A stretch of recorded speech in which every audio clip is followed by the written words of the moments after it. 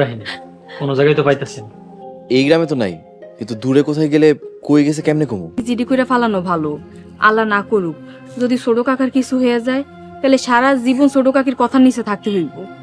যৌথ ফ্যামিলি নাটকের পরবর্তী পর্ব কবে আসতে চলেছে, কি ঘটতে চলেছে আগামী পর্বে, তাহলে কি সোহাগের ছোট চাচাকে খুঁজে পাবে?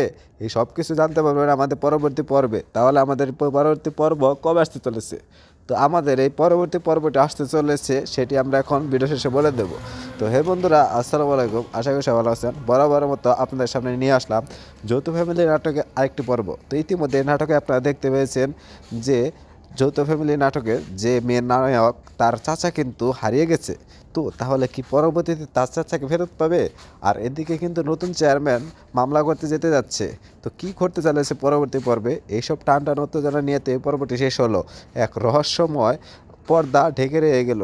তাহলে কি এই রহস্যময় পর্দা উদ্ঘাটন হবে? তো এই সব কিছু জানতে হলে আমার চ্যানেলটাকে সাবস্ক্রাইব করবেন এবং পাশে থাকা বেল আইকনটি বাজিয়ে দেবেন, কারণ আমরা এইরকম নিত্য নতুন নাটকের আপডেট সবার আগে দিয়ে থাকি। তো এখন আমরা বলে দেবো এই নাটকের পরবর্তী পর্ব কবে আসতে চলেছে।